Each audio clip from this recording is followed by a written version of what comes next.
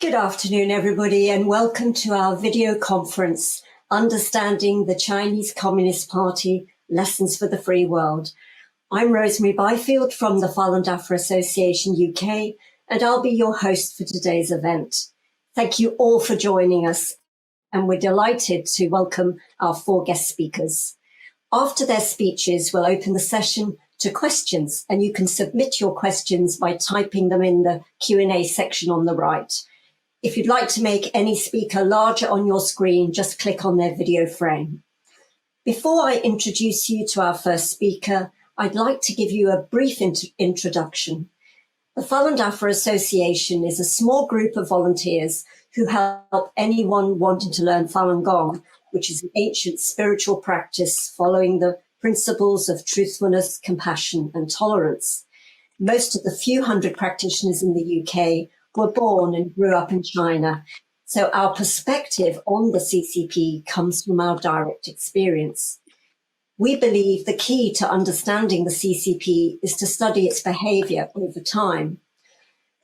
At the very start of the CCP's taking power in 1949, Mao decided to use violence to transform China and control its people through fear. Mao said that 1/10 of the peasants would have to be destroyed, some 50 million people, in order to take control of the country. Tens of millions of citizens were then killed in the campaigns that followed. One of the largest campaigns was the Cultural Revolution, which violently uprooted Buddhism, Taoism, and Confucianism. All faith and tradition was labelled as superstition and replaced with atheism, materialism, and the so-called party culture. For decades, these campaigns shredded the moral fabric of Chinese society and replaced it with fear, lies, and killing. The past actions of the CCP clearly show it was never based on ethics, principles, nor morals, and it remains devoid of these today. 21 years ago, the CCP set out to eradicate Falun Gong, the largest spiritual group persecuted in China. As with its other campaigns, it started with a massive propaganda offensive that incited hatred and dehumanization. Unknown tens of thousands of practitioners have been killed and hundreds of thousands remain imprisoned by the CCP. Since Falun Gong practitioners refuse to give up their faith, the party kills them and makes a tidy profit on top by selling their organs.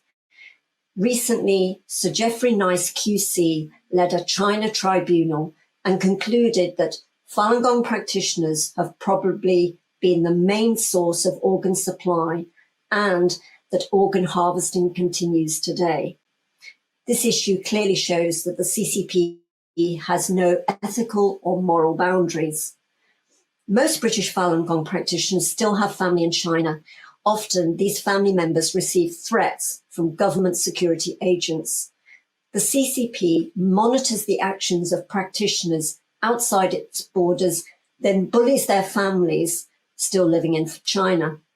Practitioners in Britain do not feel they can visit China for fear of being arrested, tortured, or even worse.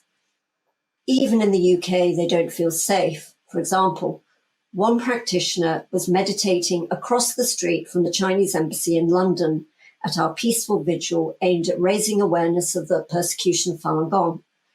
A man stormed out of the embassy, made a beeline to where she sat, and punched her in the face. The influence of the CCP can even be felt here. Any of the 19 million Vodafone customers in the UK may notice that 18 Falun Gong websites are blocked by a filter that Vodafone claims they have no control over. Any British venue preparing to host a performance by the world-renowned Chinese dance company Shen Yun will receive a phone call or a request for a meeting from the Chinese embassy. The officials then slander the performers because they practice Falun Gong and pressure the venues to close the show. One venue manager even received a phone call telling her that her family might be hurt if she did not cancel the performance. British people and British companies are being bullied and threatened by a foreign government. The The CCP flouts the normal rules of behavior and ruthlessly pursues its own strategic objectives above all else. Once we understand it has no grounding in ethics or morals, everything that it does today makes sense in this light. We have prepared a new report on the situation faced by Falun Dafa practitioners in the UK, which has much more in-depth information for anyone that's interested. We will email you a copy. And we also have another report, the 20-year persecution of Falun Gong in China. This report is a comprehensive analysis of 2 decades of persecution. It's a heavy book, so if you'd like a PDF file, you can email us at events@falundafa.uk. And now for our first speaker. I'd like to introduce Dr. Robert Spalding. Dr. Spalding is a retired US Air Force Brigadier General and B-2 pilot. He is the former Senior Director of Strategy at the National Security Council and author of Stealth War, which is described as a searing expose of how the Chinese Communist Party continues to conduct its war for influence around the world. So, Dr. Spalding, when you're ready, please go ahead. Thank you, and it's great. It's an honor to be here to speak with this group. I think what I would talk about today is the recent decision by the UK to ban Huawei's building out of its 5G network. And I want to talk about the problem more comprehensively than has previously been discussed in these forums. I think, first of all, we have to go back to some of your Rosemary's comments on the Chinese Communist Party, because we have to deal with the party as it is, not as we wish it to be. And the party itself has been influenced quite a bit by Mao's thinking with regard to warfare. In fact, if you think about Mao's version of war, he called it people's warfare. And it was really about undermining the political structure of the ruling Nationalist Party during the Civil War. And he used that through ideological and psychological and political warfare that was conducted throughout China, and eventually led to the overthrow of the Nationalist Party and the rise of the Communist Party into power in China. Now, this is very much a boots on the ground type of warfare. In fact, you have to be embedded in the communities, and it happens over a period of time. It's not an instantaneous attack or a strike or a military offensive like we would consider here in the West. In fact, if you differentiate the two between kind of this Western concept of warfare and the Eastern concept of warfare, you can very clearly distinguish it by 2 phrases. One by Clausewitz, and that is, war is politics by other means, and Mao, where you would say politics is war by other means. In other words, political warfare becomes the leading effort and campaign in terms of perpetuating Chinese Communist Party rule in China and influence abroad. Now, the interesting thing that is different today, and why 5G has become so important, and why in particularly in the national security strategy, we say 2 things. One is data is a strategic resource. It is a strategic resource of the 21st century, much like oil was a strategic resource of the 20th century. And the other is that America needs to build a nationwide secure 5G network. That is on page 19 of the National Security Strategy. What was the intent behind that statement?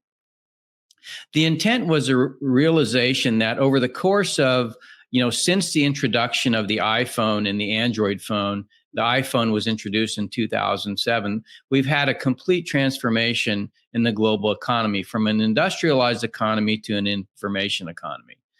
And that occurred in the United States and led to the transformation of some of the leading companies in the United States and, in fact, the globe.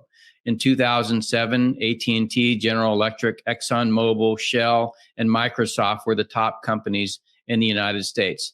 Over the course of the next 10 years, it became Facebook, Apple, Amazon, Netflix, Google. Really a transformation in the global economy. And today, those companies represent something like 25% of the Standard & Poor index, a huge value. Now, that's led to three primary challenges for democracies. And it's not just the United States that has this challenge. It's the UK. It's any democracy in today's global information economy. The first is a business problem. And the business problem is that AT&T and Verizon in the United States and other telco operators like British Telecom in the UK were faced with the fact that these companies, Facebook, Amazon and Google, Netflix and the like, came over the top of the telecommunications networks that required hundreds of billions of dollars of investment and allowed the tech companies in Silicon Valley to monetize user data. Now, what did they use that data for? Primarily, they used it for influence. In other words, the data was used to convince you to buy more shoes or more products or click on more ads. It was taking the data that was available and using it with big data analysis, artificial intelligence, machine learning, and other technologies to take what had heretofore been, difficult to deal with petabytes of data and formed it into a usable construct that these companies could make enormous revenues on top of. So the business model, because the telecom industry was cut out of that value proposition, they tended to be to really reduce their amount of investment in the telecom equipment manufacturer. And in fact, this coincided with the rise of Huawei, who was offering networking equipment at bargain basement prices. So the business problem led to a destruction of any U.S. Equipment provider. And now today around the world, we have Ericsson, Nokia, Samsung, Huawei, and ZTE as the five major network equipment providers. There's a lot of smaller ones, but those companies pretty much dominate the industry. Yet what happens today, because of the lack of value in telecom investment, Ericsson, Nokia, and Samsung, when faced with competition by Huawei and ZTE, just aren't competitive. And they're not competitive because Huawei and ZTE get subsidization from China. The other problem is the tech companies themselves. So the tech companies themselves, seeing the power of data and the way that the Chinese are using it, have decided to ally themselves with the Chinese Communist Party.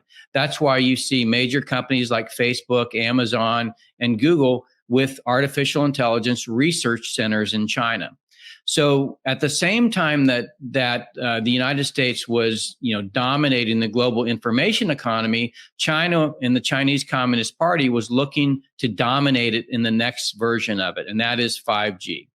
And so Baidu, Alibaba, and Tencent are the dominant players within the China market, and they have been introducing in the last few years 5G technology. In fact, in 2017, you could go into a restaurant in China, order some food off your phone, walk into the restaurant and never have to touch your phone again because a camera would pick up your face, do facial recognition, and the server would greet you by name and hand you your food. What I just described to you is really what 5G is about. It's not about the smartphone world that Apple and Google and Facebook and Amazon built. It's really about the smart city. And that's what China seeks to dominate. So in the tech world, what we see is the goal of the Chinese Communist Party is two things. One is, as Kai-Fu Lee, China's leading artificial intelligence researcher, says, it is to become the Saudi Arabia of data. Why do they want to become the Saudi Arabia of data? Because what they found, the technologies that Baidu, Alibaba, and Tencent had mastered to great economic effect could also be used to influence populations. So the goal in China is to build out the sensor network, if you will, in smart cities to be able to monitor what everybody does at all times and to use that monitoring along with the tools and technologies and business models that Silicon Valley developed to really understand the population and begin to influence it in ways that is defined by the Chinese Communist Party with regard to what is a good citizen. If you're doing things the party likes, you'll be rewarded. If you're doing things the party doesn't like, you'll be disincentivized. And that is built automatically into the e-commerce platform that China is building within China. So why is it so important to the West that we understand this? Well, because China does not see this as confined to the areas behind the Great Firewall. In fact, they seek to expand it, because if they can expand it, this sensor network that is tied to the powerful tech companies that will be coming of the future. So as Facebook, Amazon, Apple, Netflix, and Google became to dominate the S&P 500 in 10 years, what the Chinese Communist Party seeks is for Baidu, Alibaba, and Tencent to do the same. So Tencent, for instance, invested in Reddit.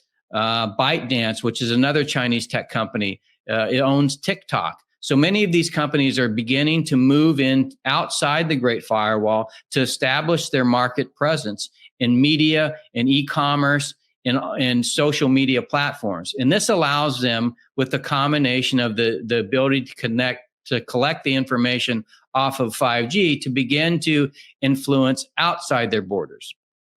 What does this look like? Well, we can look at the recent coronavirus outbreak and pandemic that was spread by the Chinese Communist Party's deliberate actions, and realize that 40% of the social media posts surrounding the coronavirus have been done by bots. Now, there's also other, influencers. In fact, we call them the 50 Cent Army that are a part of this. So the idea is that, these networks that allow them to collect data then allows them to build an understanding of the characteristics of individuals in free societies, then become fair game for the influence campaigns on social media networks. But it doesn't end there, because as these companies gain in economic power, then their ability to influence other companies and other institutions becomes really part of the fabric of our global economy.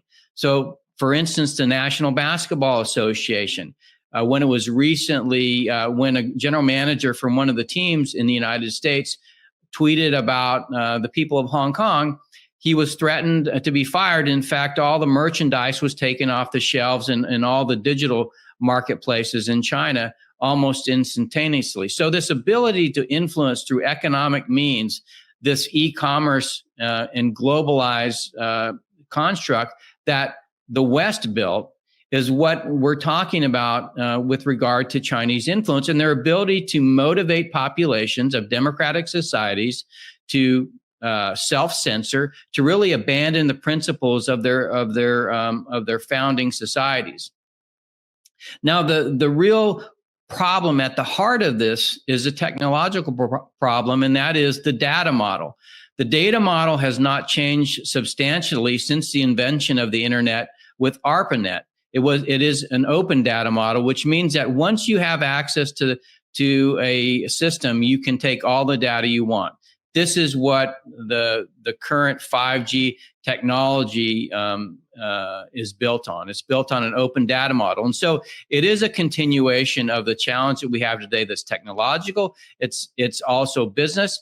And then finally, it's about the policy problem. And the policy problem is that we haven't come to grips, and from a national security perspective, of the danger of this e-commerce platform, of this global information economy, that authoritarians can conduct direct influence of democratic populations and begin to change the nature of their societies. Now, as a military member, I trained for my entire career to wage war from the sky. In fact, militaries in the West have been, built to protect the land, the sea, the space, and the air of democratic societies from coercion by outside threats. What our current national security strategy recognizes is that the ability to do that is not sufficient in a digital 21st century. And in fact, we need to be much more focused on protecting the digital space, and in particular, protecting individuals' data within a free society. Things like global data protection regulation, GDPR, are not sufficient.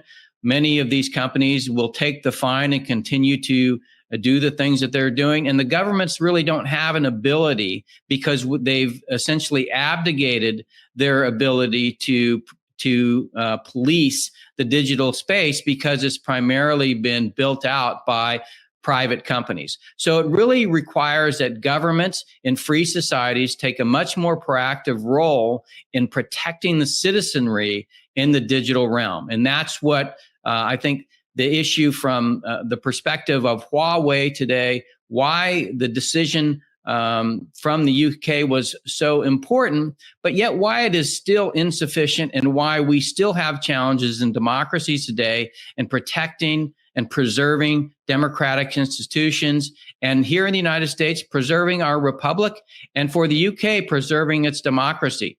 This extends into international institutions, as we know that international institutions like the United Nations and World Health Organization and World Trade Organization, the World Bank, all face pressure. And quite frankly, this is a national security strategy's main finding, is that democracy's ability to promote the founding principles of democracy, free trade, human rights, civil liberties, rule of law is no longer present in the international order. In fact, needs to be brought to the fore. And it needs to be brought to the fore by democracies working together to promote those interests. This is, in fact, what Secretary Pompeo's there in the UK to talk about. This has been really discussed since the first quarter of 2018. And I think will be, if successful, will lead to more of a promotion of democratic principles from here on out. So I thank you for the time to speak, and I look forward to the questions. Thank you so much, Dr. Spalding. And now I'd like to introduce our next speaker, Mr. David Matus. Mr. Matus is an international human rights lawyer and author. He served the Canadian government in several positions, receiving honours and awards for his work in human rights. Notably, he's researched and published significant reports on organ harvesting of prisoners of conscience in China. Mr. Matus, when you're ready, please go ahead.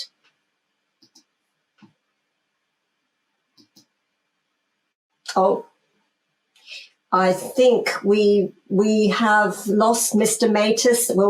We'll wait for him to come back, and maybe we'll need to go to our next speaker, which is, I'd like to welcome Mr. Benedict Rogers. Mr. Rogers is the East Asia team leader at Christian Solidarity Worldwide. He's the deputy chair of the Conservative Party Human Rights Commission and is a member of the advisory group of the Interparliamentary Alliance on China, IPAC. He's also the co-founder and chair of Hong Kong Watch. So, Mr. Rogers, when you're ready, please go ahead. Well, thank you very much. And I hope you're able to bring David Matus back, but I'm happy to speak now. It's a privilege to be with you on this distinguished panel, and particularly this is such a timely event for two reasons. Firstly, of course, I know that today marks the 21st anniversary of the beginning of the persecution of Falun Gong, and I express my solidarity with Falun Gong practitioners as you commemorate this day. But it's also such a timely event because I think this year, for the first time in a very long time, people are now trying to, as the title of this webinar says, to understand the Chinese Communist Party. And I think four things in particular have brought that about. The first is the COVID-19 pandemic and the realization that the Chinese Communist Party, instead of suppressing the virus, suppressed the truth and tried to silence the whistleblowers. Secondly, the total breach of the Sino-British Joint Declaration in Hong Kong. And thirdly, the news coming out of Xinjiang about the mass atrocities perpetrated against the Uyghurs. And in addition to that, the issues that Dr. Spalding has highlighted, and particularly the debate we've had in this country on Huawei. So all of those issues, I think, have brought an awakening. And it is therefore very good that you're holding this webinar today. I should, before I go into some of the issues that I'd like to highlight, viewers may wonder why I have Winnie the Pooh sitting on the bookshelf behind me. And I have him there not particularly because I'm fond of cuddly toys, but rather because in 2018, Winnie the Pooh was banned from China. And in 2017, less than a year before Winnie the Pooh was banned, I myself was denied entry to Hong Kong on the orders of Beijing. And I've also, as I'm sure a number of us have, been the recipient of a number of harassing letters and emails, and the Chinese embassy has lobbied British members of parliament, tried to lobby British members of parliament to tell me to stop speaking out on these issues. And I think that if we're to understand the Chinese Communist Party, the fact that a regime that projects itself with great confidence as a superpower in the world, at the same time bans Winnie the Pooh, bans someone like me, sends intimidatory letters and emails, suggests that the Chinese Communist Party actually is not based on confidence, but it, in fact, is a lot more insecure than we may perhaps realize. I've been involved with China for many years. I first went to China when I was 18 years old, and I lived in Hong Kong for the first 5 years after the handover from 1997 to 2002. And one of the things I should say from the outset is that I am deeply pro-China in terms of the country and the people. I am not anti-China. I am critical of the Chinese Communist Party regime. And I think it's really important, as we discuss these issues, to distinguish between that regime and the people that it represses so brutally. I thought I would just make a few remarks on the human rights situation in China today, because I think that we are seeing the worst crackdown on human rights across the board since the Tiananmen massacre in 1989, in terms of the suppression of civil society, of bloggers, of dissidents, of human rights lawyers, human rights defenders. But then and the situation in Hong Kong, which I'll come back to. But then when it comes to religion or religion and belief, I think we may be seeing the worst situation, the worst crackdown actually since the Cultural Revolution.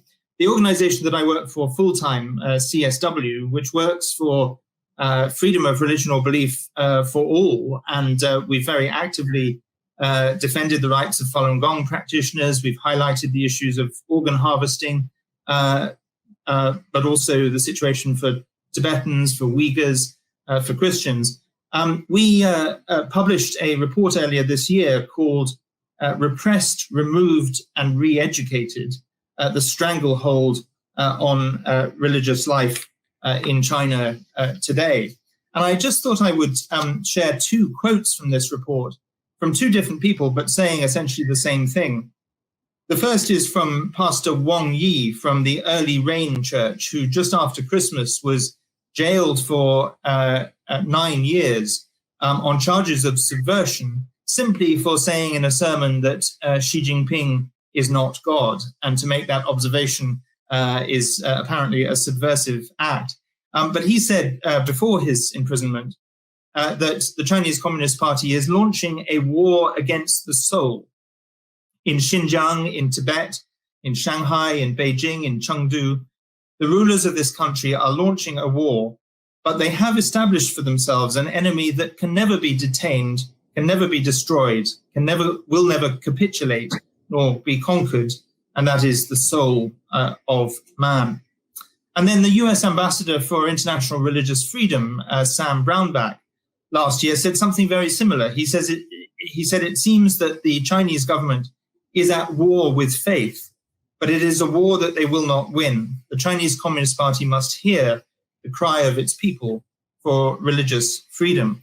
So I thought I'd just unpack some of those issues, starting with the particularly topical and absolutely egregious situation of the Uyghurs. I don't propose to talk about Falun Gong because others on this panel, I'm sure, will go into greater detail. But please know that I very much follow and work on the persecution of Falun Gong. But because others I know will highlight that, let's look at the plight of the Uyghurs.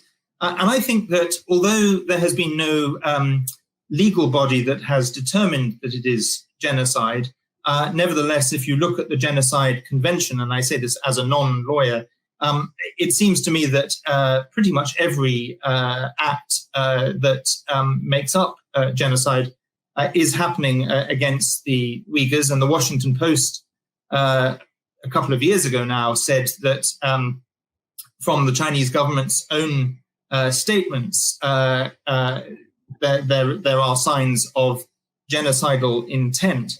The British Foreign Secretary Dominic Raab said just yesterday on the Andrew Marr program, he stopped short of using genocide, but he said we are seeing gross and egregious atrocities committed.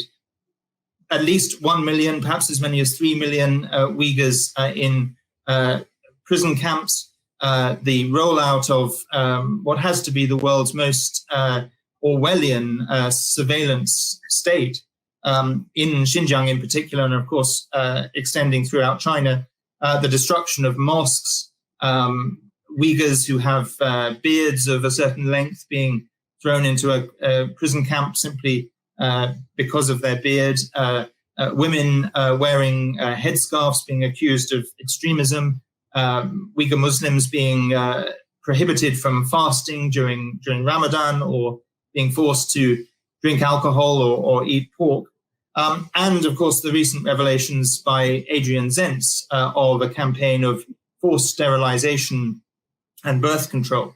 And that's just a snapshot of the Uyghur crisis. But if you look at what's happening to Christians, we're also seeing, I think, the worst assault on Christians since the Cultural Revolution. We've seen thousands of crosses destroyed and churches dynamited or closed. Just last month, Xinguang Church in Xiamen was raided. Increasing number of arrests. I've mentioned Pastor Wang Yi, but also Pastor Zhao Huiguo from the Bethel Church in Hunan, arrested in April. And pretty much every week we get reports of arrests and churches raided. One issue I'd like to highlight briefly is that we're coming up to the second anniversary of the deal that was signed between the Vatican and Beijing, a deal that I've been very critical of from the start. And one of the tragedies of that agreement is that if it had resulted in some improvement for the lives of at least Catholics and if not wider Christians and others, then one could perhaps be a bit more sympathetic to it. But the reality is that agreement has resulted in a worsening of the situation for Catholics, certainly no improvement. There have been a number of arrests. Just recently, the coadjutor bishop of Xuanhua, Augustine Cui Tai, a 70-year-old bishop, was arrested. Father Su Guipeng is under house arrest. Numerous other Catholic priests and bishops continue to be detained. And one of the key things that I think was a major error in that deal was that if I had been negotiating such an agreement, a criteria for an agreement should have been the release of Catholics, Catholic lay people and clergy in prison before the agreement took place. Whether there was any attempt to negotiate that, I don't know, but certainly it wasn't achieved. Nobody's been released, and there have been more imprisonments since that deal. So and I can say this speaking as a Catholic, have been extremely critical of the Vatican. And I just add to that two other things. That deal is still secret. We don't know the details of it. We do know it gives the Chinese Communist Party a role in choosing bishops, which seems in itself a peculiar thing to do, given that the Chinese Communist Party is a avowedly atheist party. But it also appears to have brought the silence of the Vatican, because even though Pope Francis speaks pretty much every week on an issue of injustice around the world, there has been a deafening silence on any of the issues in China, whether it be the Uyghurs, the persecution of Christians, Hong Kong, organ harvesting, Tibet. We haven't heard him say anything or even express a prayer for these situations. If we turn just briefly to the situation in the state-controlled churches, the Chinese Communist Party has always, of course, been opposed to religion, but there was a period from the time of after the Mao era until Xi Jinping, where there was a certain amount of space for religion, albeit controlled, and the Communist Party's objective appeared to move from the goal of eliminating religion to, when it realized it couldn't achieve that, the goal of controlling religion. Within that policy of control, for a long time, it seemed to depend on the attitudes of provincial authorities. So there would be different parts of China where things would be a bit more relaxed, where Christians could meet in small numbers, even if they were unregistered, in house churches, in people's homes. And depending on the attitude of the local authority, as long as they weren't large numbers, they were often, a blind eye was turned. That seems to have changed under Xi Jinping, and he has taken a close interest in policy on religion, convening a number of high-level conferences on the issue, but really directing policy from the center. And so we've seen in the state-controlled churches under the control of the Chinese Communist Party, an extraordinary rollout of Communist Party propaganda, churches being required to display Communist Party banners alongside or sometimes instead of religious symbols, displaying pictures of Xi Jinping and other leaders, surveillance cameras in those churches recording those who are attending services, the introduction of new revised regulations on religion in 2018, which tighten repression even further, the prohibition of under 18s from going to places of worship, and even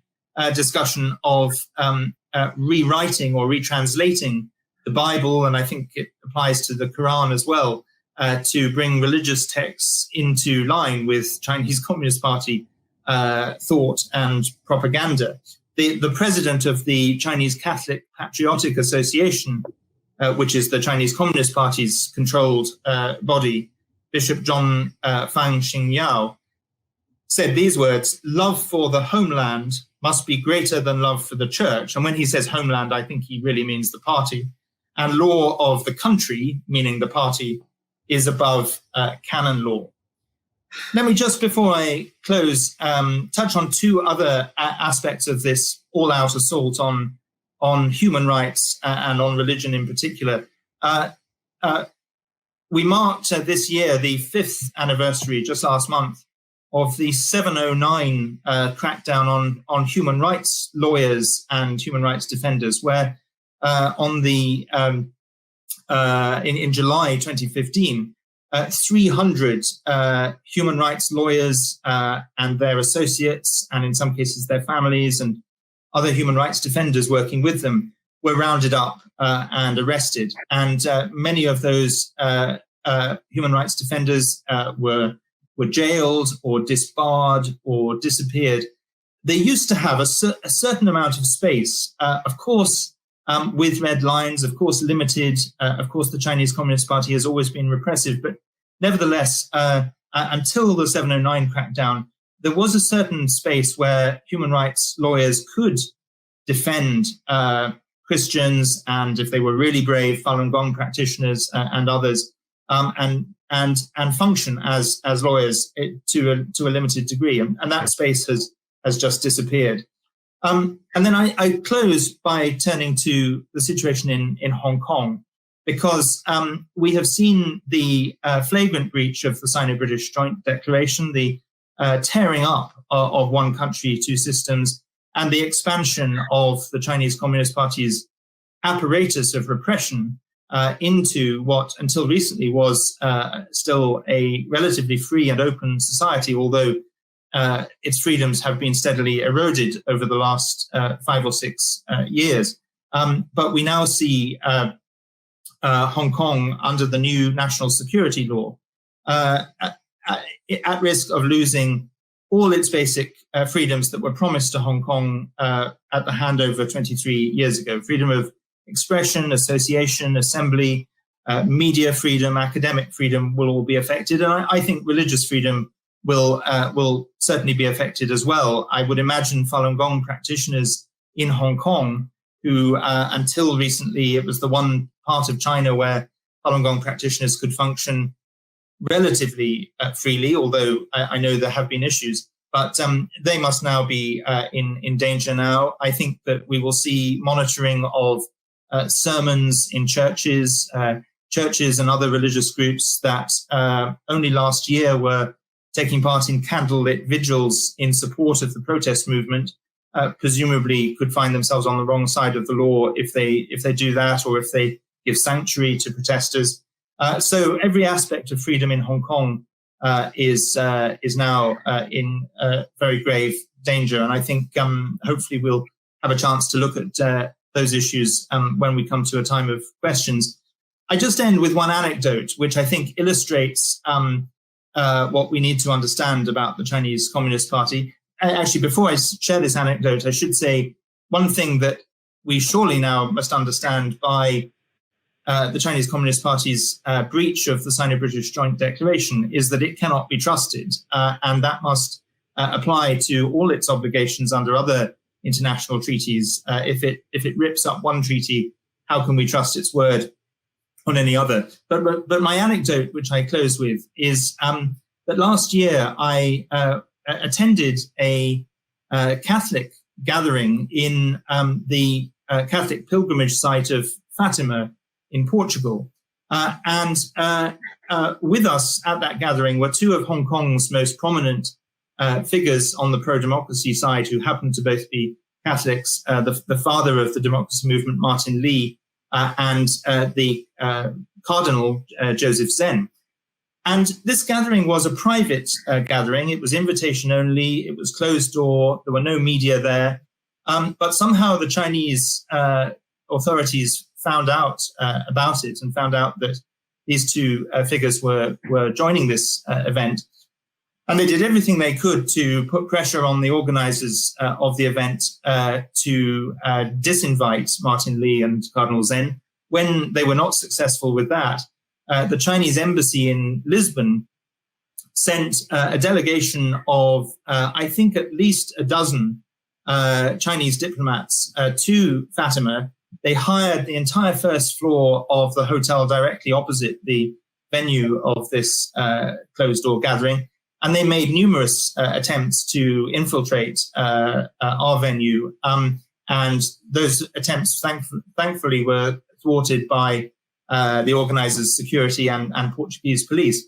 But if the Chinese Communist Party is prepared to go to such lengths to disrupt a small Catholic gathering in a European pilgrimage site just because two octogenarian Hong Kong Democrats and critics of the regime were in attendance, then that shows both the insecurity of the Chinese Communist Party, but also how much worse is it in within their own borders, where they will go to horrific lengths to silence dissent. And so we have to understand, to use a word that the last governor of Hong Kong, Chris Patten, used in a recent letter to the Foreign Secretary, Dominic Raab, we have to understand that the Chinese Communist Party is extremely brutal. It has become even more repressive within its own borders, particularly aggressive beyond its borders, and is a party that is based on mendacity, which is a polite way of saying that it is based on lies. And so with that, I'll conclude and look forward to coming back to some of these issues in the discussion. Thank you very much, Mr. Rogers. And so, Mr. Matas, I did actually give your introduction. I think we lost you for a few minutes, so please do go ahead. Yes, the connection I have seems to be unstable. I hope it lasts through my presentation. I was pleased to see Benedict Rogers refer to Winnie the Pooh. I'm right now in Winnipeg, Manitoba, Canada, and Winnie the Pooh is named after Winnipeg, as some of you may know.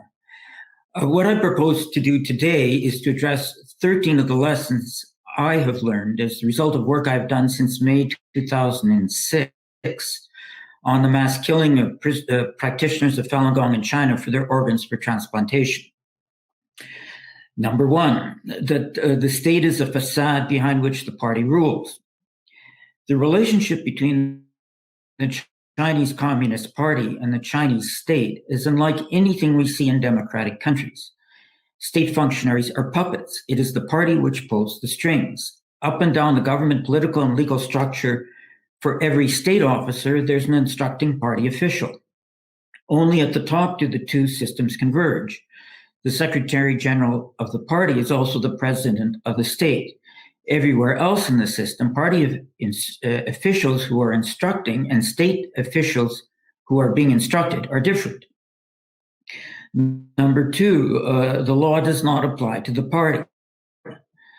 Because the party rules the state organs do not control the party. That is true of the legal as well as the political system. The party's above the law because the party tells the legal system what to do.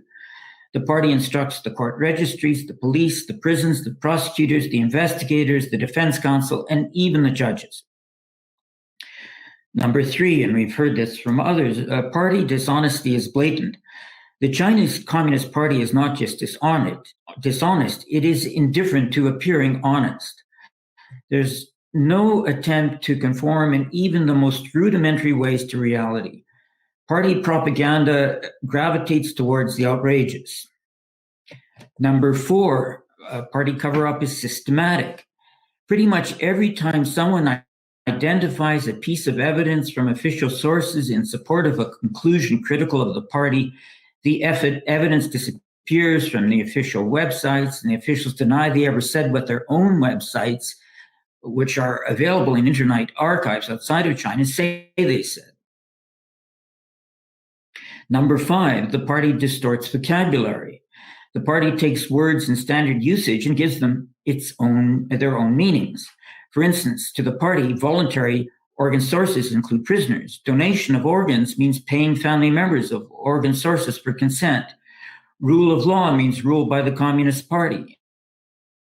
Ending sourcing of organs from prisoners now means ending sourcing from prisoners eventually. And one could give more examples.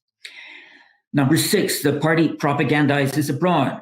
Politicians or civil servants who meet with those critical of the party as well as media who interview them are recipients of spammed party propaganda.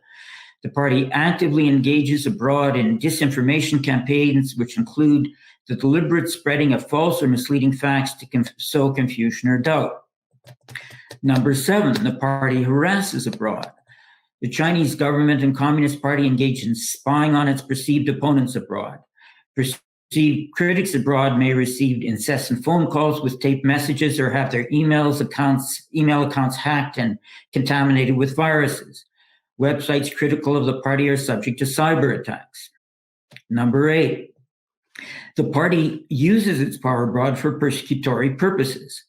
For instance, Chinese nationals abroad, whom the Chinese government or Communist Party has identified as Falun Gong practitioners, will be denied passport renewal unless they renounce in writing their belief in Falun Gong.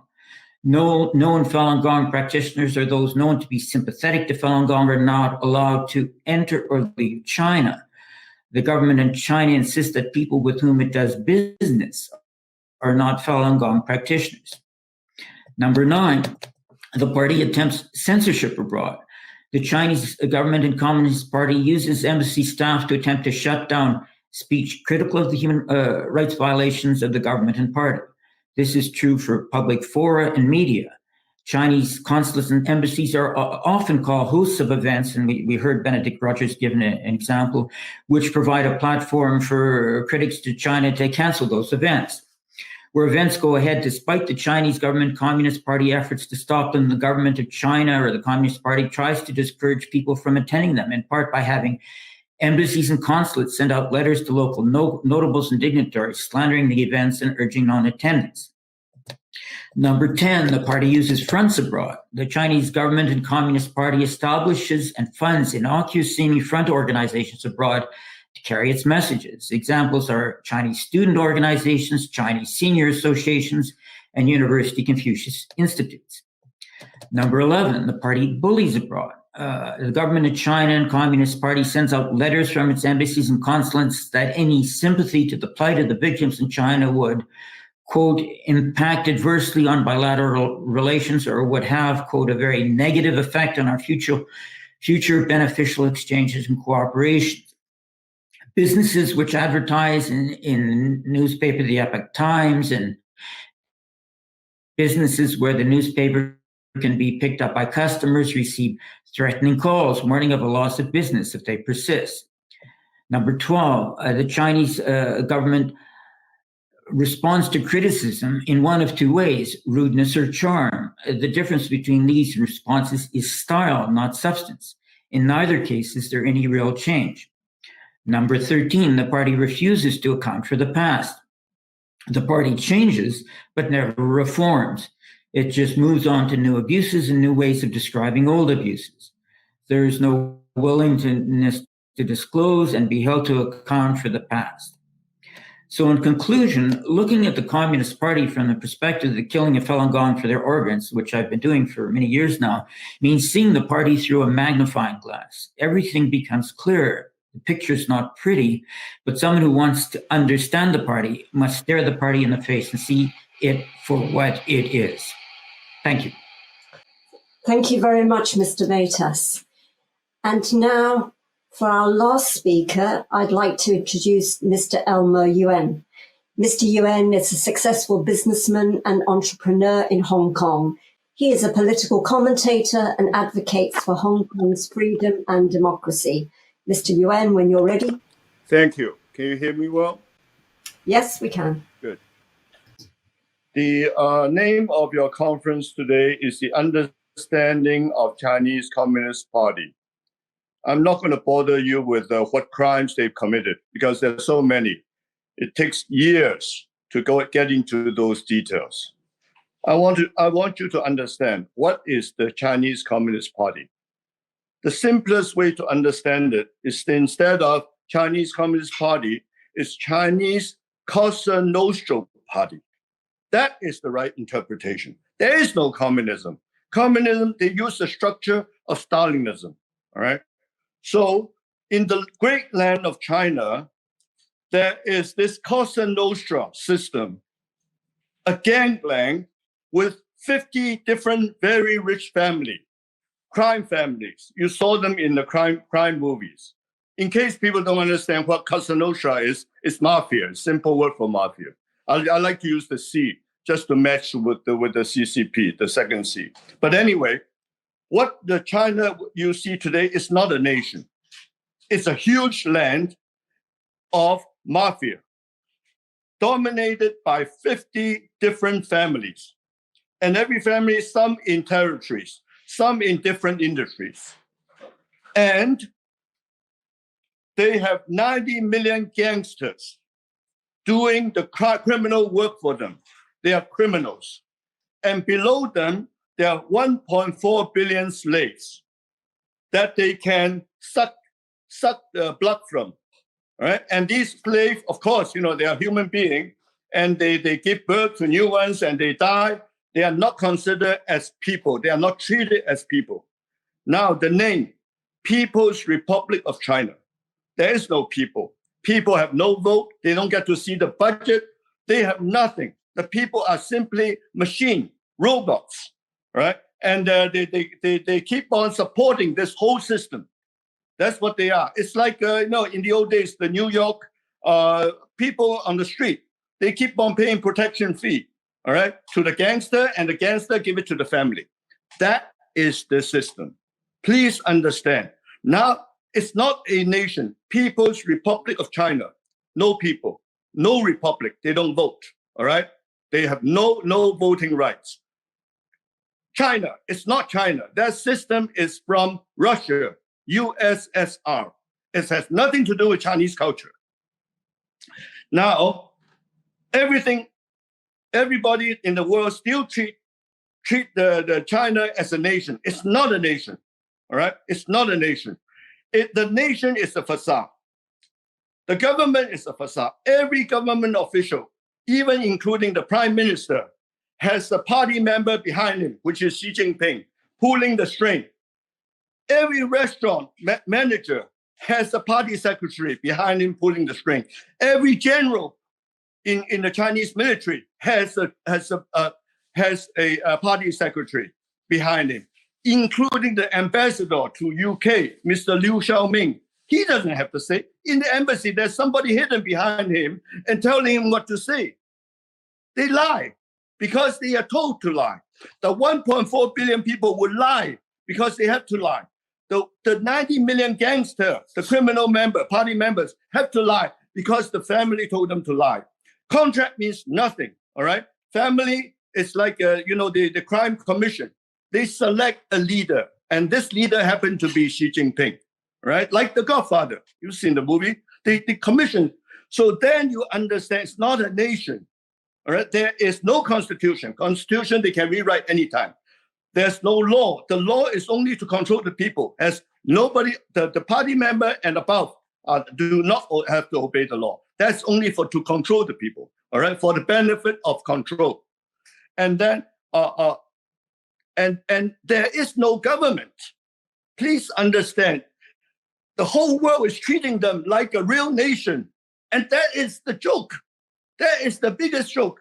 Consider them as crime families. Then you understand why they do all these horrible things. Crime against nature, because all they care is the power of the families, the benefit of the family. If you belong to the family, all right, all these families are so rich, at least 1-0 more than Li Ka-shing, all right? At least 1-0 more. And they send their kids to Harvard, to Columbia, the best school, because they bought the Ivy Leagues. And then after they finish school, they send them to Wall Street because they control Wall Street. Right? And these family, now just the beginning, these family, like the crime family, they become more educated, more sophisticated, and they want to control the whole world. What does that mean? One Belt, One Road to expand their control. South China Sea to expand their control. That is the story of China. Look, forget about these symptoms, all right, of what they're doing. Get to the bottom of it. My mission, I've been here for 1 month. I'm in DC, all right? I came from Hong Kong. I'm here to lobby the US Congress and the Department of Justice to designate the CCP as a transnational crime organization. There's such a law, please check, all right? And all their 90 million members as criminals, and they must be sanctioned.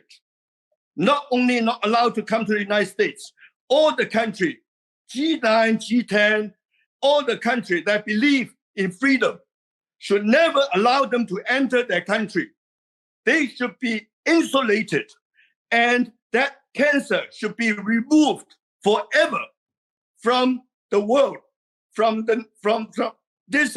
We must do this. If we don't kill that cancer will kill us. As simple as that.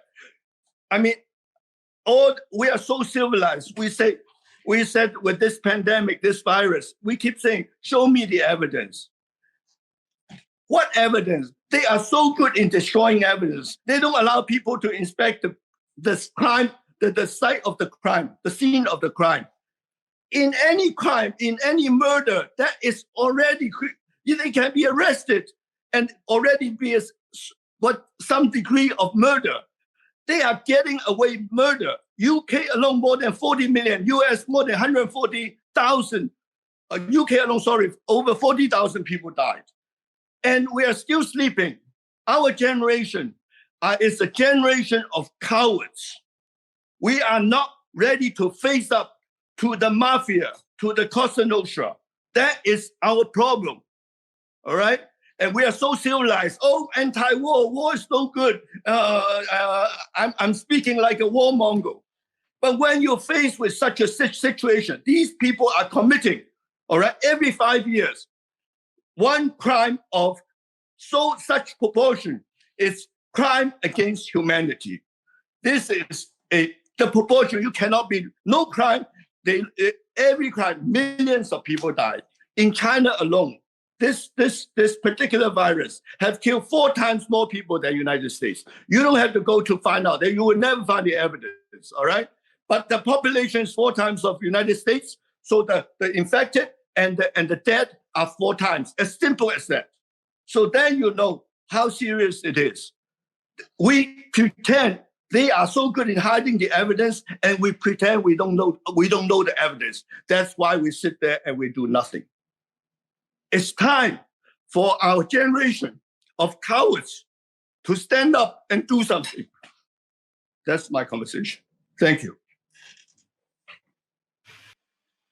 Thank you very much, Mr. Yuan. And thank you to all the panelists for your really fascinating insights. So now we've got some time left for the Q&A session. We already have some questions that have been put forward. And to the audience, please do submit your questions. We can start with the first question. And so this first question is from guest 789, and it's for Dr. Spalding. So the question is, how do we reconcile US and UK free market deals with protecting our economies from CCP's infiltration of the 5G sensor network you describe? How do we respond to the argument that we're being protectionist or anti-competitive by excluding, say, TikTok, which looks to many ordinary people like any other social media on the market? So, Dr. Spalding. That's a great question. You know, I refer to the Atlantic Charter signed by Prime Minister Churchill and President Franklin Delano Roosevelt, and it really established the framework for the current international system. And the things that it discussed were democratic principles, free trade, rule of law, and self-determination.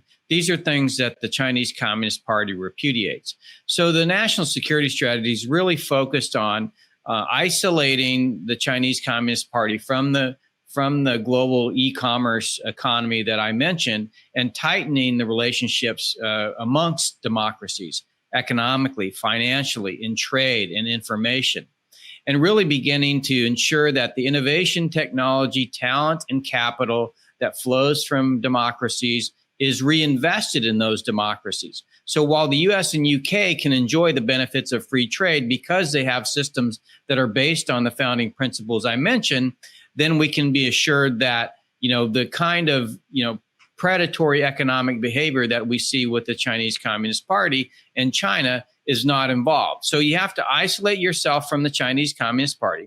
You have to work together and among democracies to strengthen the founding principles. And then finally, and this is most important, you have to provide more of government leadership in terms of protecting individuals' data. In fact, encryption and control of the technology that's involved in telecommunications has to have government involvement to ensure that you don't have Chinese Communist Party or other authoritarian systems that are embedded in the private telecommunications networks that are out there. I'm not saying that the government has to control the networks. What I am saying is the government has to be involved, setting standards, actively ensuring that outside influence is not occurring either through, software or hardware. Thank you very much, Dr. Spalding.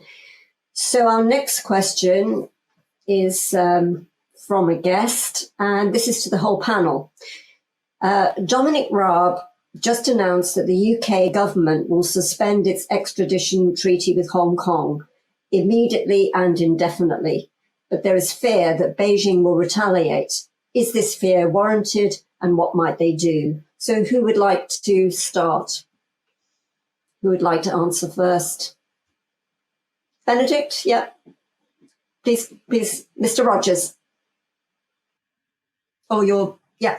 Thank you. I think I'm unmuted now. Well, let me say, first of all, that I really welcome Dominic Raab's announcement. It follows, of course, Canada, Australia, and the United States in doing this. And I think it's an essential step especially because under the national security law in Hong Kong, there is an extraterritorial element to that law in Article 38, which basically says that anyone, anywhere in the world, whether they come from Hong Kong or not, can be in breach of Hong Kong's national security law. So actually what we're doing now and is probably in breach of the security law, and I think I've been in breach of the security law many times each day every day since it was introduced. So, and I'm not worried about my security, but I am worried about the security of Hong Kongers who are outside Hong Kong, who may engage in activities elsewhere in the world, who could,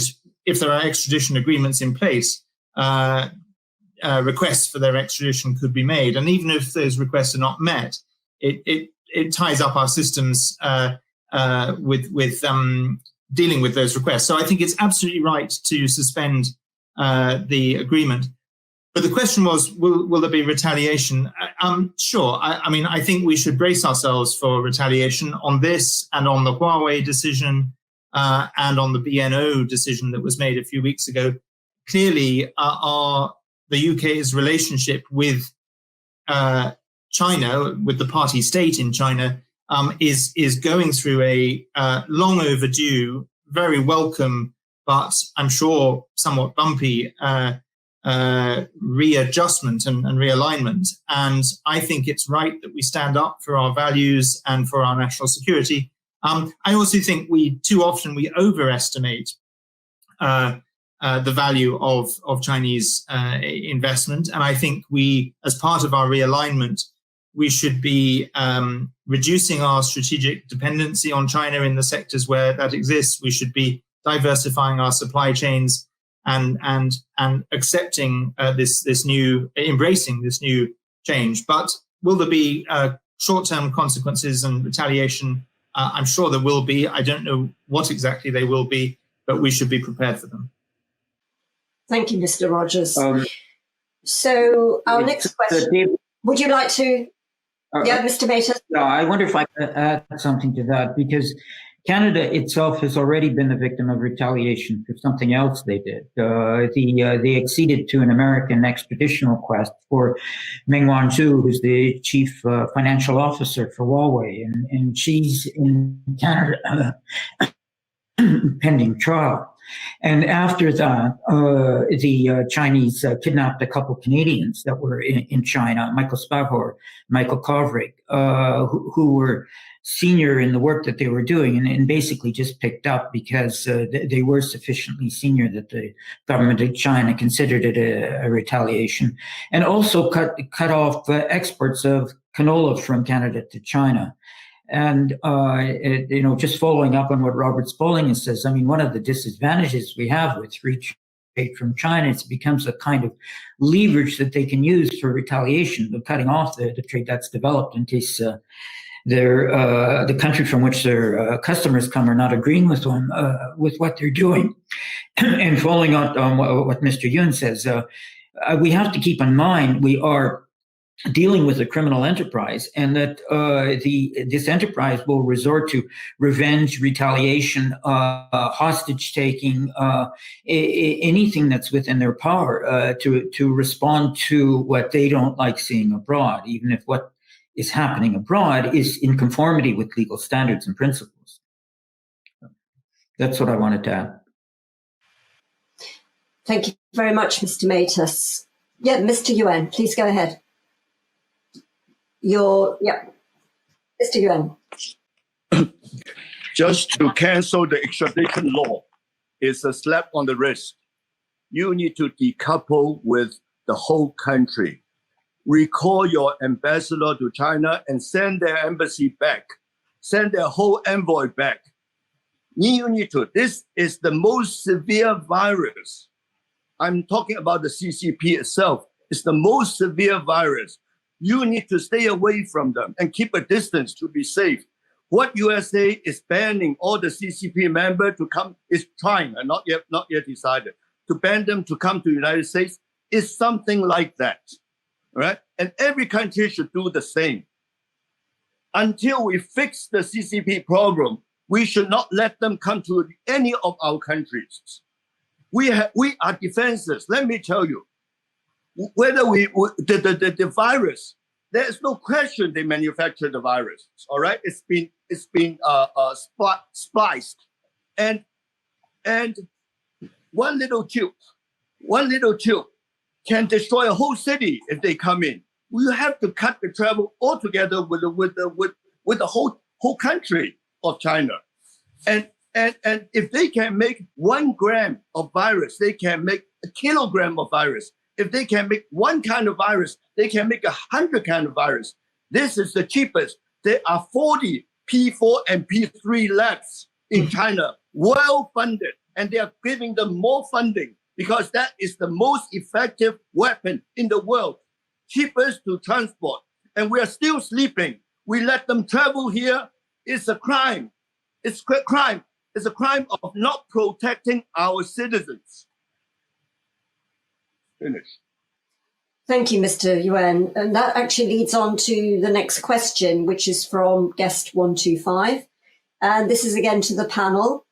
What role do individuals in the UK have to play to oppose injustice of the CCP? Who would like to take that question first? Dr. Spalding, please go ahead. Yep, Dr. Spalding. Yeah, so 3 things that I tell people. One is you have to educate yourself and those around you. So educate and advocate is one. Be supportive of these efforts on social media, and then most importantly, engage your political representatives and vote. Primarily, we live in democracies, and we need to utilize the democratic process to ensure that our political representatives are representing our interests. And anytime a representative is promoting a relationship with the Chinese Communist Party or a continuation of the established patterns of behavior that we've had over the last 3 decades, I think they need to be taken out of office. And so, it is up to all of us to be engaged, to be educated, to be involved. Thank you very much, Dr. Spalding. Would anybody else like to add to that?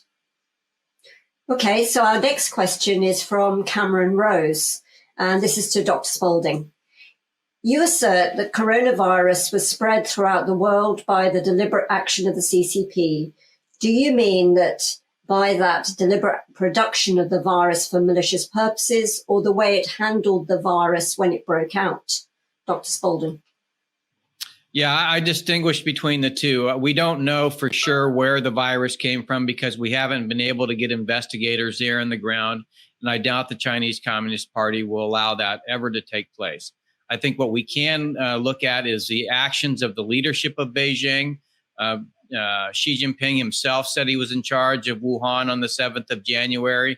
Between the 7th of January and the 23rd of January, when Wuhan was closed, 5 million people traveled out of Wuhan, many to international destinations. That's in spite of the fact that both the Chinese Communist Party and the World Health Organization knew that there was human-to-human transmission. So it was a deliberate effort to ensure that China's economy wasn't the only economy that suffered the impact of the coronavirus. And to add insult to injury, they, at the same time, they were turning from a net exporter of PPE and masks to a net importer as they controlled the supply, not only in China, the production, but also the supply in countries around the world through their proxies. So clearly the pandemic itself and the spread of it was deliberately orchestrated by the Chinese Communist Party. I do not know about the origin, and we probably won't know specific or in point of fact because they're not going to allow us to investigate. Thank you, Dr. Spalding. So the next one is from a guest, and it's actually a comment rather than a question. So I agree that the CCP is a criminal organization, but many of the 90 million CCP members are passive and victims themselves. In the party rulebook, Members cannot even withdraw. They can only be expelled. There's been a grassroots movement offering Chinese people opportunities to withdraw from CCP-affiliated organizations for nearly 2 decades. So far, there's been 360 million people registered online to denounce the CCP. We should encourage people to spread the word about it, and it will speed up the fall of the CCP. So that's a guest comment. Any of you want to comment on that? Mr. Yuan? In the what do you call the CCP, their constitution, it says that you are allowed to resign from the party. Of course, if you resign, you lose all your privilege, housing, medical benefit, children's school. You don't get the privilege of a better class than the normal people. So those people enjoy the benefit, and they are waiting for instruction from higher up. Anytime they give me instruction to commit any crime or lie, they would do it. They would do it without hesitation. And this is a privileged class. The CCP members is a privileged class. They should resign right away. Otherwise, all these people should go to the International Court of Justice. These are very criminals, nothing else. And they may look like good guys. It's like the crime families, all right? Very good to their family and friends, but it doesn't mean they are not criminals. Thank you, Mr. Yuan. And Dr. Spalding? Yeah, I support the banning of travel of Communist Party members to the United States. And I also believe that they can publicly, renounce their membership and denounce if they do want to travel.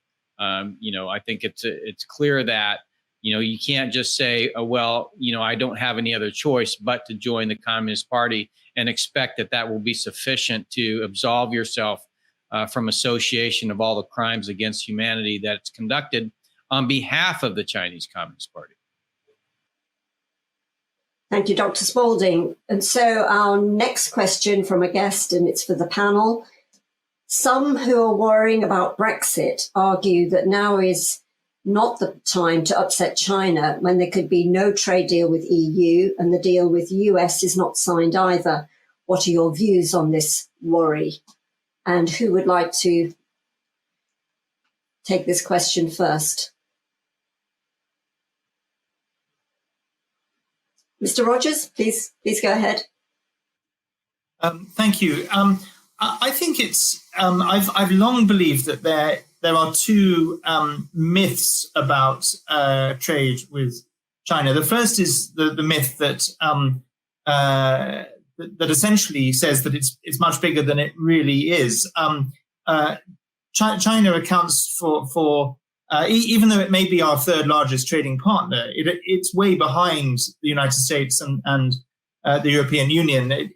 I forget the exact figures, but I think it's something like 6% of our trade. And of course, 6% is not negligible, but nevertheless, we do so much more trade already with the United States and the European Union. And I think that we should be diversifying our supply chains, diversifying our trading relationships, doing much more with our traditional friends and allies, with Australia, New Zealand, and Canada as well, and with other markets in the Asia Pacific, Latin America, and Africa, strengthening our relations with Japan, with Korea. I also think Taiwan, which hasn't been mentioned yet, should be part of this whole discussion about realignment. If you look at the parallel of other divided countries, if you want to put it that way, the Korean Peninsula and Germany at the time of the Soviet Union, we were never in any doubt about which half of those divided countries we stood with, both economically and in terms of our values. South Korea, West Germany, very clearly our allies. We ought to be making much more of the fact that Taiwan, as a vibrant democracy, a free economy, a government that has handled the COVID-19 pandemic in an exemplary way, we should be strengthening both our our values relationship, but also our trading relationship with Taiwan and with other countries in Southeast Asia. So the world is big. China is not as big as it thinks it is in terms of trade. There have been a lot of deals, for example, when Xi Jinping came to the UK in 2015 on a state visit that he signed that have never materialized. And I think we have enough friends in the world to diversify our trade and not worry too much. Sure, we will probably take, there'll be some setbacks temporarily, but I think the cost, if we don't do that, the cost to our values, our freedoms, our security far outweighs the short-term difficulties that we may endure. Thank you very much, Mr. Rogers. So we just have a few minutes left today. And before we wrap up, I'd like to ask each of our guests this one last question. What lesson or advice would you say is important to understanding the Chinese Communist Party? So if each of you could say a few words, who would like to go first? Well, I don't mind starting on this. I'm coming at this basically from the perspective as a researcher and writer and dealing with organ transplant abuse. And if there's one lesson I feel that I've learned is never take anything that anybody coming from the Chinese Communist Party or government is saying at face value, that anything and everything has to be independently verified. So that's, for me, dealing with research and writing, the primary lesson I feel I've learned. Dr. Spalding? Sure. I think it's something, the thing that we need to be aware about of the Chinese Communist Party from a national security perspective is that they use economics and information to undermine democratic institutions and democratic societies. So our connection to the Chinese Communist Party, just by the connection itself, leads to a rise of authoritarianism throughout the world. Thank you, Dr. Spalding. And Mr. Yuan, would you like to go next? It's very simple. If you don't get rid of them, they get rid of you. It's simple as that. And you must do it now because they have a way to get stronger and stronger. They just let the people suffer. And then the power, right? The power, they have military power and infiltration power and all that, they can grow and just let the people suffer. There is no people in China. So if you don't get rid of that, they end up controlling you. So we must get rid of them once and for all. Thank you, Mr. Yuan. And Mr. Rogers? Building on all of the previous comments, I think we have to wake up and recognize two things. Firstly, that the Chinese Communist Party is not only a grave danger and an extremely repressive and increasingly repressive body to its own people, but it is a direct threat to our freedoms and our way of life in all the ways that we've discussed on this panel. And if anyone hasn't yet read this new book called Hidden Hand, which really details the infiltration of the Chinese Communist Party in all our different key institutions, our universities, our businesses, our politics, that I really recommend that book. And it's time to wake up to that and disentangle ourselves from it. But related to that, I also think that, and I think we are starting now to do this, although long overdue. For too long, we kowtowed to the Chinese Communist Party, and we need to learn that when we kowtow to them, we just embolden them further. Whereas actually, when we stand up to them, yes, there may be some blowback, of course, but actually, the only language they understand is strength, and we need to be strong in defending our values, defending our security, defending the rights of people in China, and standing up rather than kowtowing. Thank you very much, Mr. Rogers. And thank you to all, especially to our speakers today, for your wonderful insights. And thank you for everyone who has joined us. Before I conclude the meeting, I'd just like to thank all the MPs who signed the global joint statement to end the persecution of Falun Gong in China.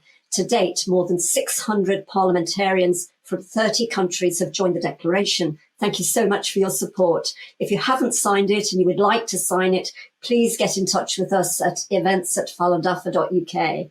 And also a big thank you to Sir Ian Duncan Smith from IPAC for their statement of support. So we hope that today's seminar has helped you understand the true nature of the Chinese Communist Party. It's so important to understand how the CCP operates if we're to protect our values and preserve our freedoms. So for those of you who are interested, we'll conclude here now, but we will actually be playing an award-winning 10-minute video exploring why the CCP persecutes Falun Gong. So you're very welcome to stay for that. Thank you so much for joining.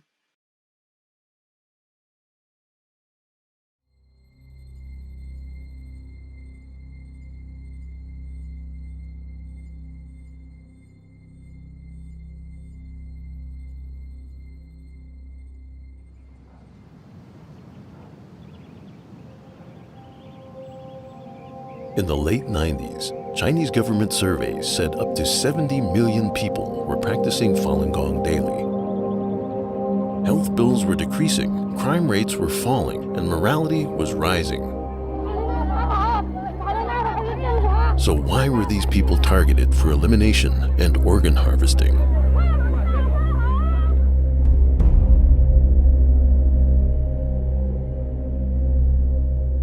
Mona Ye was one of the millions meditating in parks every day. There was a park across the street from my house. Because the first exercise site couldn't hold so many people anymore, it divided into the second, the third, the fourth. So at every street corner and in every park, you could see people practicing Falun Gong. There was from different kind in society. It was many policemen and military.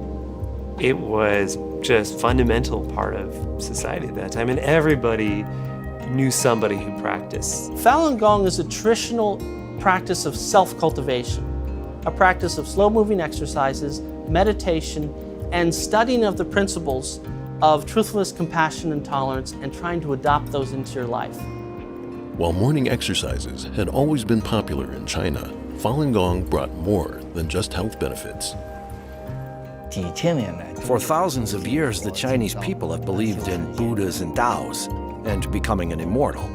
Falun Gong really dared to talk about these things. And immediately people took it to heart. Oh, the true ancient good things of China have come back.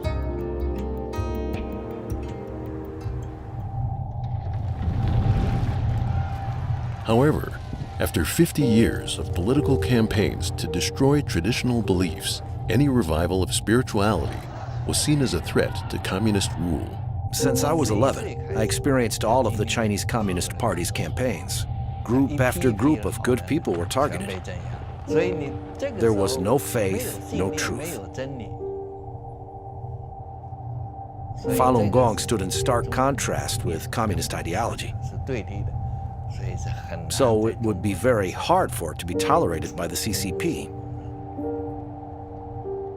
With more practitioners than members in the Communist Party, the party chief, Jiang Zemin, saw it as a threat to his power and overruled the government's support of Falun Gong.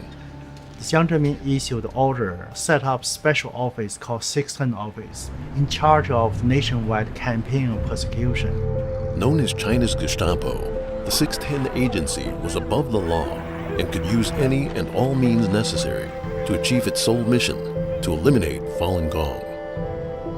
The nationwide campaign began July 1999. People were disappearing. I couldn't find my friends. One day there were 30 of us in the park, and the next day they're gone. And in the middle of the park, tacked on the tree, was a government declaration that this has been outlawed. First time I heard about the persecution, I didn't believe it at the first. And when I heard my mom was into labor camp, I was very worried. And later on, my sister was put in the labor camp. My younger brother was put into jail.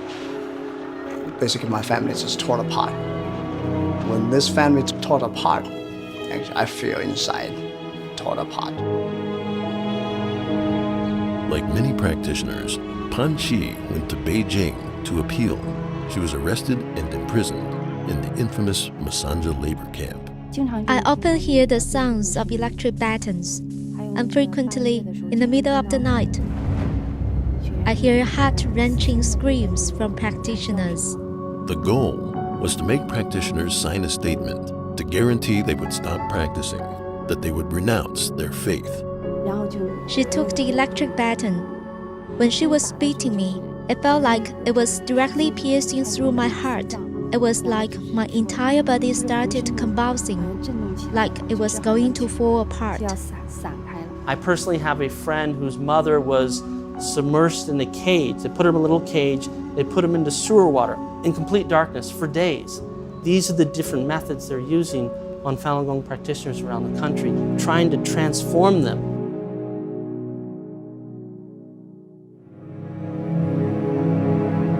Hu Zhiming was teaching practitioners how to break through internet censorship in Shanghai when he was arrested. Police did not know what I did, but they knew that I practiced Falun Gong. So they arrested me first. Then they investigated my background and arrested everyone who had been in touch with me. After 2 years of interrogation, he was sentenced to 4 years at a Shanghai prison for teaching others to visit Mingwei.org, which reports daily on the persecution. Every morning after I woke up, I was taken to a room and forced to sit about 1 meter away from the TV set and forced to watch videos slandering Falun Gong. This kind of brainwashing did not work. So they changed to another approach, which was intensive slave labor. Outside the labor camps, propaganda campaigns against Falun Gong were running 24/7 on all media. Like you turn on the TV, and literally the only way to describe it is propaganda marathons. You'd have mass book burnings organized by the party, steamrollers going over Falun Gong cassette tapes and CDs. Essentially, it's a process of demonizing and dehumanizing, incessant propaganda. In January 2001, Chinese Central Television broadcast this news that people were setting themselves on fire in Tiananmen Square, and they claimed that these were Falun Gong practitioners. This propaganda story used a mother and her 12-year-old daughter. It was a major turning point in the CCP's campaign. They turned Tiananmen Square into a movie set, and they used movie techniques to try to create something, but it was staged. Because state-run media broadcast it constantly for a year, people around China, their views on Falun Gong started to change. Initially, the Communist Party was very public about its campaign against Falun Gong. But what happened after about, I would say starting from 2002, is that you started to see really almost more of a media blackout. Falun Gong simply became a taboo topic. With millions of practitioners in detention, one of the worst crimes in history began taking place in hospitals throughout the country as organ transplants suddenly began to skyrocket. We've been asked to investigate allegations that there has been harvesting of organs of Falun Gong in China. Our bottom line conclusion, after considering everything as best we could, was that the allegations are true. I began conducting comprehensive interviews with medical professionals, Chinese law enforcement personnel, and over 50 refugees from the Laogai system. But I estimate that 65,000 Falun Gong were murdered for their organs from 2000 to 2008. Essentially what organ harvesting means is they're taking Falun Gong practitioners literally like cattle, holding them in prison camps, testing their blood and other vital organs, and when someone comes into the country that needs a heart, a liver, a kidney, they find a match, they take the Falun Gong practitioner, extract their organs, of course killing them in the process.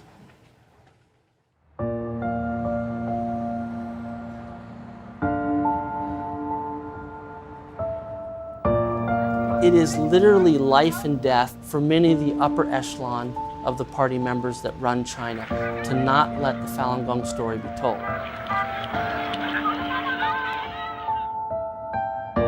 Falun Gong has been exemplary in its response. It has never dealt with violence in a violent way. It's always responded with forbearance, with love, with truth, with patience, and ultimately that's going to prevail.